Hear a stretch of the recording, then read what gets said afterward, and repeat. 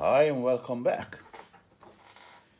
This time I'm going to take care of this instrument. It's a B&k PRECISION and it is a sine square wave generator, almost for audio purposes. It's going from 2 Hz up to 2 MHz.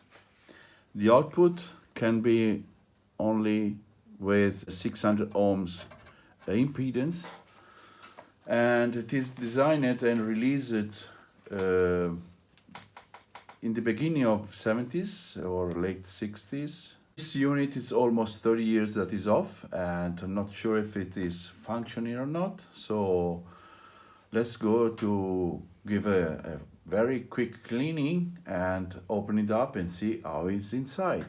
And by the way, full manual available. It's an instruction manual, but it also contains the schematic, so the parts, and it should be not too bad to work on it. So let's crack it open and see how it's inside. Well, because of the dust layer, I have sprayed with glass cleaner. So I want to make it clean before I start to work on it. And after a preliminary cleaning, we can now open it up and see how it's inside. Let's see if I now can.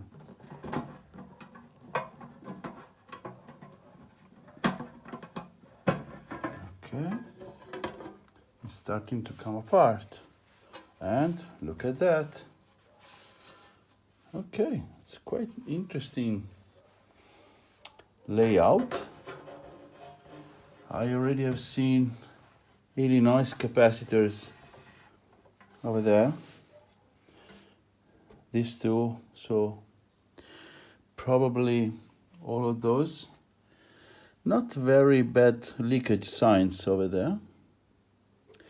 By the way, this instrument, I have read a bit the manual, and they have declared that should be a high stability instrument, since it has all the supplies are with Zener diode stabilized.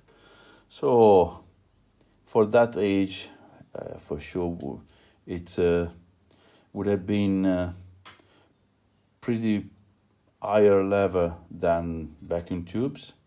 Not all of those. However, let's see if we can make some tests on these capacitors and try to power it up. I have connected to the variac.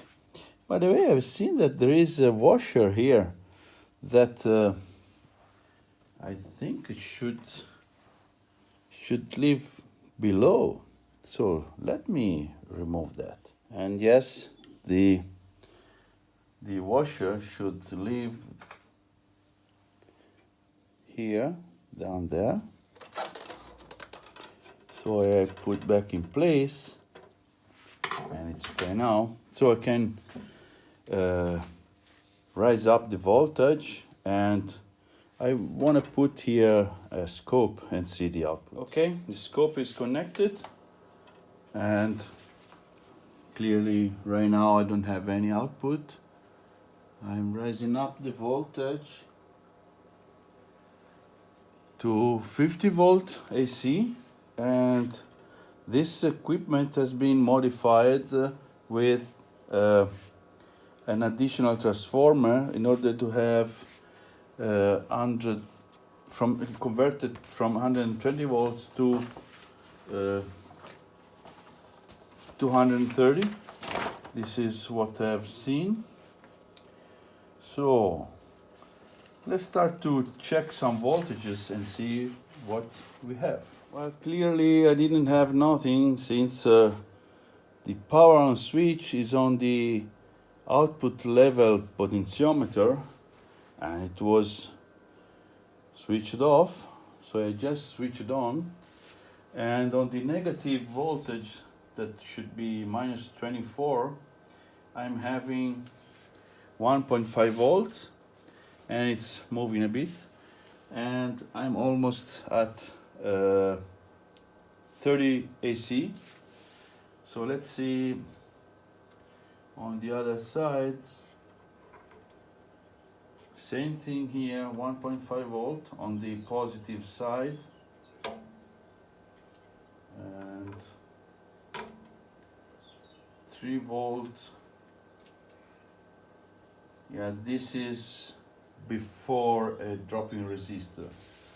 So yeah, that seems fine so far. I will let the capacitor reform, so I don't want to bore you with this long process. While I'm waiting the capacitor reform, I already have seen a problem. The bulb here is broken. There is one terminal that is very much oxidated. This lamp is actually an incandescent bulb of General Electric. The model is GE1869. It's a 10 volt, 0.14 watts. However, I don't have in my hand right now this, so I think I will try to save it. If it would be possible, would be very nice. I'm almost at full voltage.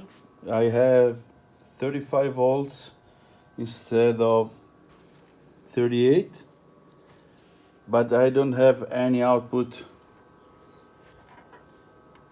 from the instrument. And if I switch to square wave, dead, completely dead.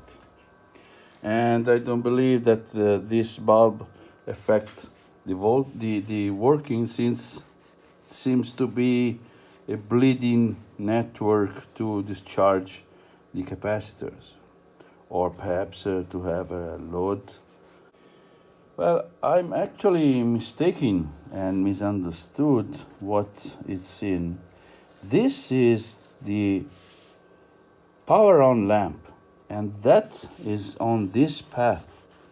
So as we can see, we have a feedback, so we may have a problem here because of the lamp is not connected. So let me try to see if I can save it. Well, there is no way that I can fix this bulb. It's impossible. It has an equivalent resistance of 714 something ohms. I want to test the instrument, so I will go ahead, and being on the safety side, I will replace it with a 1K resistor and test it. Should be safe enough. And by the way, it's in series with capacitors, and I've already checked both and they are fine, so yeah, should be fine.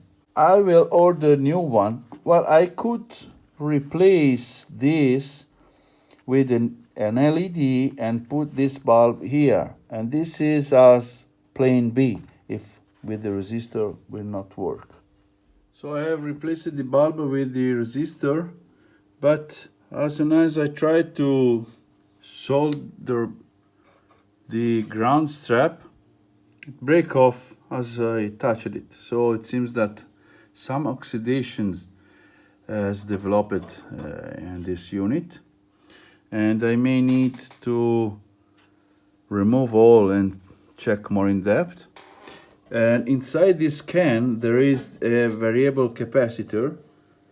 We may see some fins, and only that, I think. So let's try it if it's working. I am almost at full power. Nothing happened. Full power. Nothing happened. Okay, I'm checking. There is this FET, which is driven by the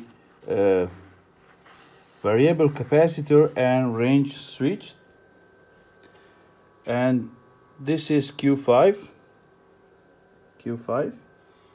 and if I put my finger close to it, look at that, clearly this is 50 Hz. So it seems that all the amplifying path it's working, but I don't have the oscillating circuit. So what can we may have? Yeah, it might be that there is a bad contact in this switch, but unfortunately it's inside the can, so I need to completely dismantle. This is the inside of the shielded part with the variable capacitor, and over there we have our range switch, and yeah, I don't see any oxidation signs. However, we have a shielded wire here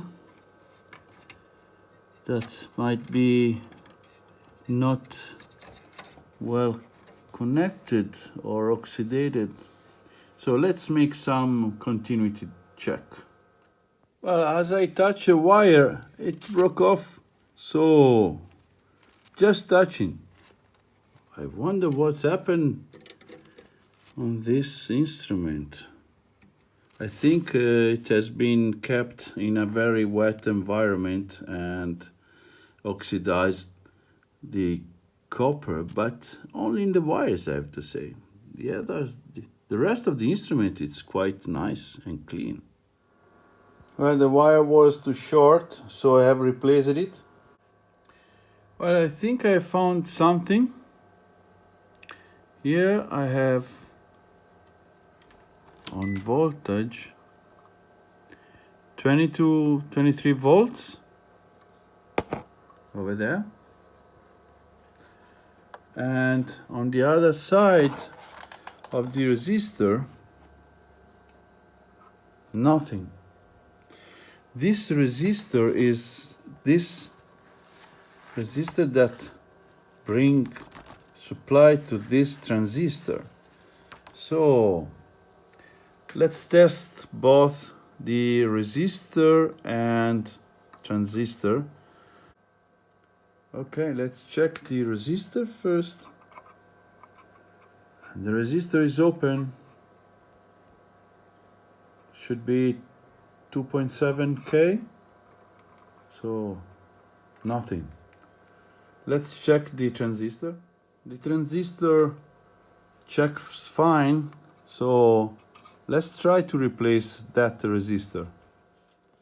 The resistor replacement has improved the voltage across this transistor, but I still have no voltage after this resistor, which is a 47K, and I measure it, and it is open, and that resistor, it's right this one, so I don't have any voltage here, which is right the oscillator transistor, so that may be the cause. Second resistor replacement again has improved a bit the voltage reading, but the oscillator does not start yet. So I start to check around voltages. I've checked all the transistors, all fine, and eventually I came across to this point, which is reading 0 ohm, dead short, and it is this point and that network, and shouldn't be, so must be figure out. Look at that. This arm we have capacitors, so no possibility to have short.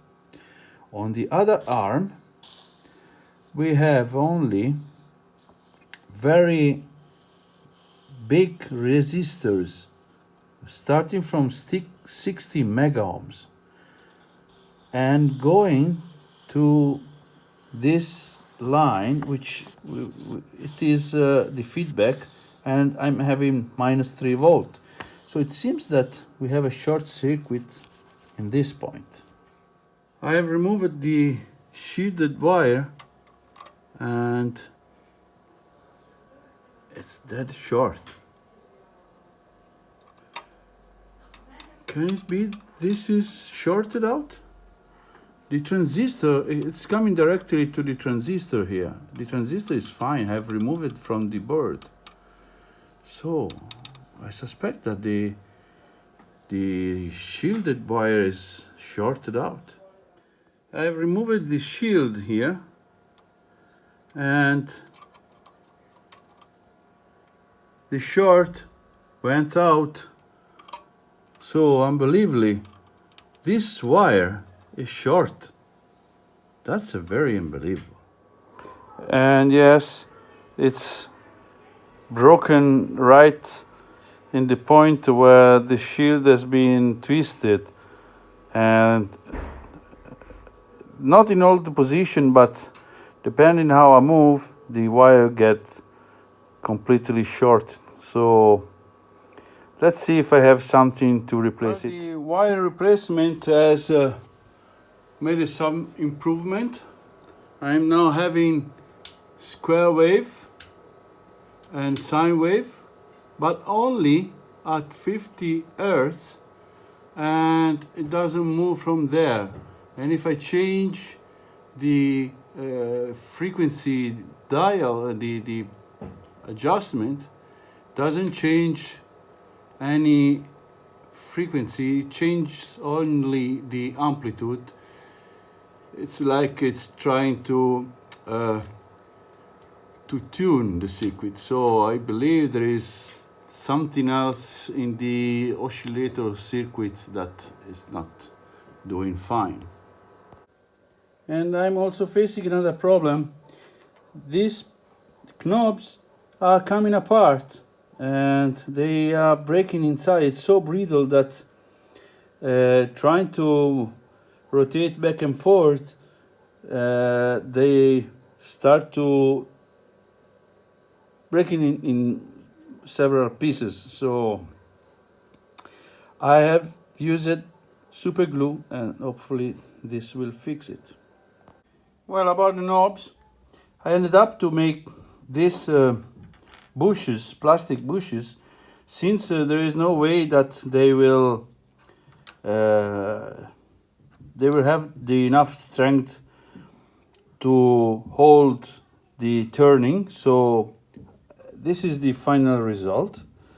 It's very much more solid in this way. So just press fitting and it will hold hopefully as it should. Okay, let's see if they will hold. Well, since I'm not making any progress, I start to believe that I should attack this with a different method. So I've replaced few capacitors that are in the path, in the signal path, and here where leaves the lamp, and I have replaced it with the resistor. I actually have removed the pilot lamp, the power on pilot lamp, and since in the manual, as we can see, the lamps are equal, so are the same lamp. And so I decided to install the lamp just in case the resistor will not work. And indeed I have tested the resistance and it is around 100 ohm, so very different from 1K. So let's try this way. I will make some wire extender in order to have the bird like that, and I can work on it more comfortably. This is the messy setup. So let's see. 3, 2, 1. Hey, hello? 8 kilohertz? Oh yes, it's working. Yeah, That is very good. Let's see. Oh yes, let's see. Square wave. Yeah, it's working now. That is really, really good. So I suspect that those components has made a difference. And let's see the level. Oh yes. So it's working. Okay. Clearly the positive going pulses are shorter than the negative, and indeed we have a big difference. However, we have a regulation here, which is the symmetry of the signal, and should allow me to regulate and balance the square wave. So let's see if we can reach the balance. Too much.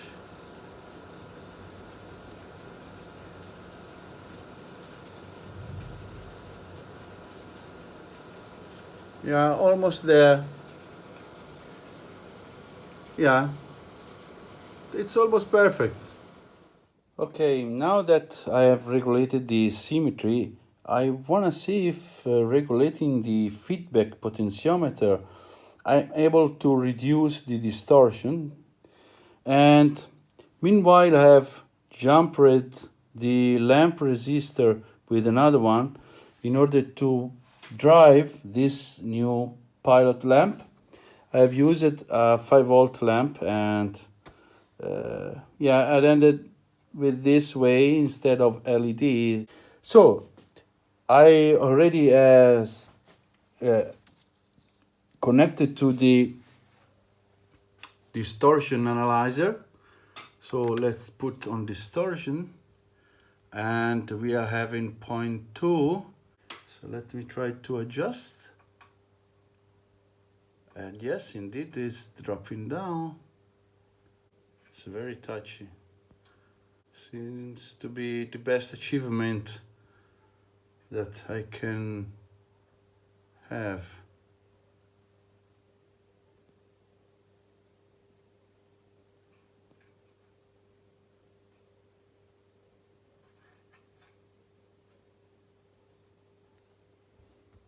Yeah, let me play a bit with this. Okay, indeed improved much since it was just feeling my hand, so I had to use an insulated screwdriver to adjust it. So these regulations are fine now, and I wondered if the scale is correct. So I will reassemble everything and check if the scale is correct with the variable capacitor shield installed. Since this variable capacitor has 4 adjustable trimmer capacitor, 2 down below there, I believe that we need to tune it. Since I'm at 15 over there, but I'm reading 20, so I can't install the shield right now, since I probably need to tune all 4 capacitors way out. Okay, the scale linearity is a bit poor. I'm at 20 and it's almost there.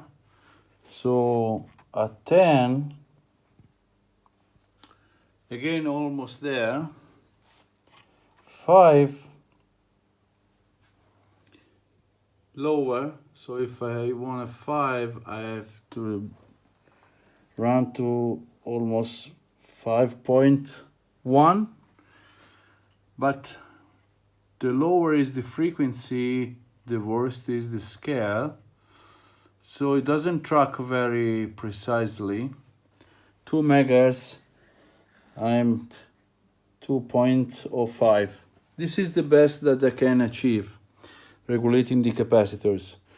I really believe that since we have fixed resistors, the bottom of the frequency should be adjusted by adjusting the resistors, and then the top with the capacitors as the radio oscillators. But in this case I can't, since I cannot change the resistor. I can't variate the resistance. I think I will leave like that. This is not meant to be so precise. It's just for quick and dirty check on audio amplifiers mainly, and also for some vertical plug-in of oscilloscope because of the square wave. So I think I will reassemble like that and see the final result. While I'm here struggling to trying to remove the sticker, I realized that I have not checked this attenuator yet. So I have regulated at almost plus 10 dBm, and I'm going to add this attenuation. So it should go to minus 10, since this is the 20 dB, and well, it's 22 actually. It went to minus 12. Let's add additional 20. Should goes to minus 30, so minus 32.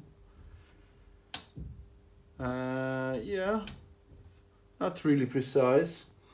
And additional 10, minus 42. But actually, then it's really precise. Other 3, so 45. That's okay. 2, so from minus 45 to minus 47 almost. An additional 1, minus 48. And in total are 56 actually. 40, 56. So from plus 20 should be minus 46. Yeah, there is an offset of 2 dB. Not too bad. And this is the final result with all the components that I had replaced to brought it back to life.